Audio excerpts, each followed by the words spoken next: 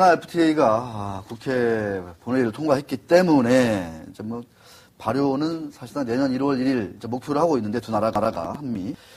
자, 일단은 뭐 그거에 대한 여러 가지 문제점은 좀 차치하고 일단 통과됨에 따라서 산업별로 명암이 엇갈린다. 그래서 자동차 부품주가 가장 뭐 수혜주고 제약주는 좀 피해를 많이 입는다. 이 관세 때문에 여러 가지 이유 때문에 그렇게 좀 분석이 되고 있는데 실제로 어떤 업종이 좀 가장 수혜를 입을지 한번 또 피해를 입을지 한번 알아보도록 하겠습니다. 일단 자동차 부품주 관련해서는 교보증권의 김동화 책임연구원 전화 연결해서 어떤 자동차 부품주가 실질적으로 수혜가 클지 한번 여쭤보도록 하겠습니다. 안녕하십니까? 네, 안녕하세요. 네. 한미 FTA 발효 시 긍정적 모멘텀들이 발생한다. 뭐 자동차 부품주 가장 큰 수혜가 예상된다. 이렇게 천편일률적으로 얘기가 되고 있는데 오늘도 주가가 초반에 많이 올랐다가 좀 장이 밀리면서 좀 상승폭이 좀 둔화되는 흐름입니다. 이런 자동차 부품주들 정말 미국 시장 수요가 많이 좀 급증할 것으로 봐도 되는 건지 중장기적으로도 접근할 수 있는 건지 어떻게 보십니까? 네, 일단 뭐 수혜는 예상되고요. 일단 네. 가장 큰 이유는 뭐 관세가 자동차와 달리 좀 즉시 철폐된다는 따른 즉시 철폐. 네. 예, 그 수혜가 좀 예상되고 있습니다. 그리고 또한 이제 좀 가격 경쟁력이 확보될 수 있다는 점인데요. 뭐 특히 이제 뭐 EU보다는 미국과 FTA가 좀 더 수혜가 같은 FTA에도 좀 수혜가 더 클 것으로 판단하고 있고요. 그 이유는 뭐 원산지율 규정이 EU보다 미국이 좀 더 낮고 또 실제로 이제 그 미리 이제 조사를 해봤을 때 EU보다 미국 업체들의 한국 제품 구매 의사가 더 큰 것으로 나타났기 때문입니다. 하지만 이제 좀 단기적으로 이제 그 FTA 하더라도 완성차 업체들이 관세 인하분만큼 좀 가격 인하 요구할 것으로 보여지고요. 실질적으로, 그러니까 그 논리적으로는 그 수혜가 예상되지만 실질적으로 수혜가 크지는 않다. 단기적 수혜는 크지 않다고 보여집니다. 하지만 장기적으로 가격 경쟁이 확보되기 때문에 뭐 분명히 긍정적인 건 맞고요. 예, 그런 상황에서 이제 예, 그렇습니다. 네. 관세가 이제 철폐됨으로 인해서 가격 경쟁력이 생길 수 있는데 예. 그만큼 또 완성차 업체들이 좀 부품 가격 인하를 요구할 수 있다. 그래서 예. 잘 뜯어봐야 되는데 이런 그 어떤 FTA 발효에 따라서 자 그렇다면 자동차 부품주 중에 예. 우리 김동화 애널리스트께서 가장 좋아하는 그 자동차 부품주는 어떤 거를 좀 제시하고 있습니까? 예, 현재 자동차 부품들 최선호주는 만도라고 보여지고 있고요. 만도. 그 이유를 뭐 한 크게 세 가지 정도로 보는데요. 일단 제가 그 내년에 자동차 부품을 좋게 보는 이유가 첫 번째는 이제 해외 OEM들의 해외 완성차 업체들에 대한 매출 비중이 확대되고 두 번째는 중국과 성장 모멘텀이 기대되고 세 번째는 전장 부품 수요가 증가되고 있기 때문입니다. 만도 같은 경우 이 세 가지 모멘텀에 대해서 모두 만족하고 있고요. 좀 살펴보면 그 어떤 그 매출처 자체가 그 현대 기아차를 벗어난 매출이 비중이 한 40% 정도 되고요. 또한 내년에 길리 자동차와 조인트 벤처가 내년 본격적으로 가동됩니다. 그리고 세 번째 내년에 그 글로벌 주요 안전 규제 강화에 따라서 그 ECS 등 그 전장 부품에 대한 수혜가 예상되고 있기 때문입니다. 네, 알겠습니다. 자, 오늘 말씀 고맙습니다. 예. 네.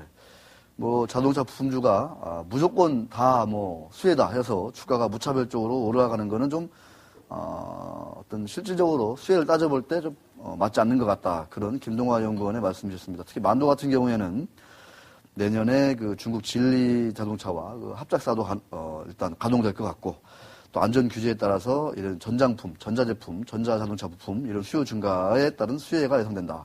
오늘 만도는 장이 많이 급락하는 와중에 3% 정도 꿋꿋한 흐름을 이어가고 있습니다. 자, 그렇다면 이번에는 가장 큰 피해주로 분류되면서 오늘 주가도 많이 빠지고 있는 제약주 과연 어느 정도 좀 피해가 예상되는지 아까 또 실질적으로 피해는 별로 그렇게 크지 않은 건지 한번 의견을 좀 들어봐야 될 것 같습니다. 현대증권의 김혜림 수석연구원님 전화 연결되어 있습니다. 안녕하십니까? 예, 안녕하십니까? 네. 내년 4월부터 약가가 뭐 참 인하된다는 그런 소식에 지금 FTA가 발효되면서 가장 큰 피해 업종으로 지금 제약업종이 꼽히고 있는데 실질적으로 이 FTA 통과에 따른 제약업계 영향은 좀 어떻게 좀 우리가 이해하면 됩니까?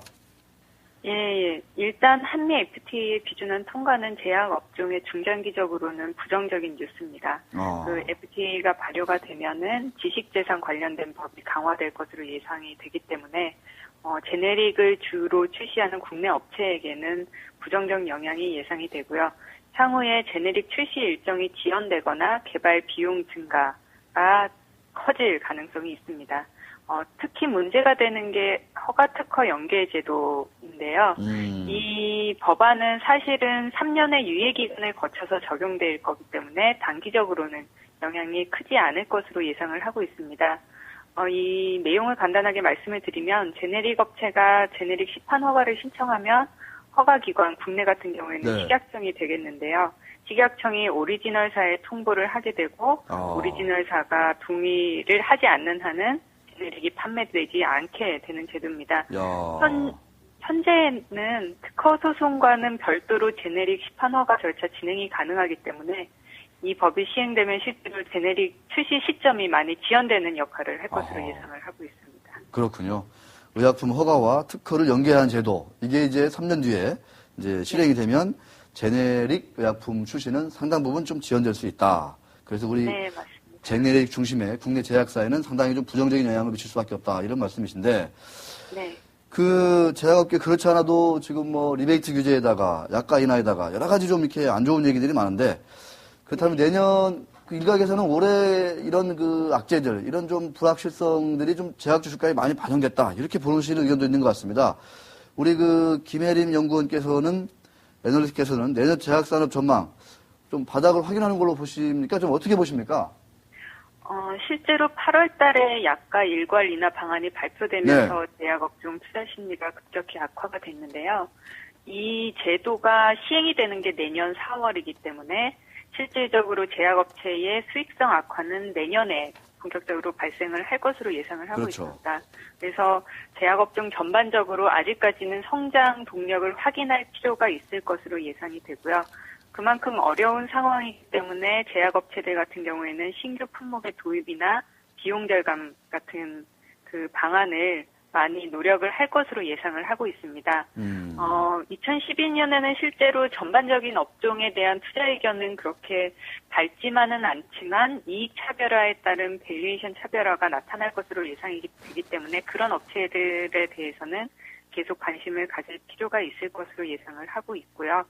저희는 바이오 의약품이나 수출, 또 제약사 간 전략적 제휴 확대 등에서 두각을 나타낼 수 있는 제약업체에 대해서는 지속적으로 관심을 가질 필요가 있다라고 보고 있습니다. 네, 약가 인하에 따른 그 매출 감소, 매출이나 이익 감소는 내년에 이제 본격화될 수밖에 없는 상황인데요. 지금 오늘 같은 경우도 유한양행 5%나 급락하면서 상당히 좀 투자 심리가 많이 좀 냉각되어 있다. 이렇게 좀 우리가 볼 수 있을 것 같습니다. 자, 이런 와중에 제약업계의 어떤 희망이 되어줄, 그래도 이 제약주는 뭔가 투자자 여러분들이 한번 관심을 가질 만하다. 최선호주를 꼽는다면 어떻게 좀 됩니까?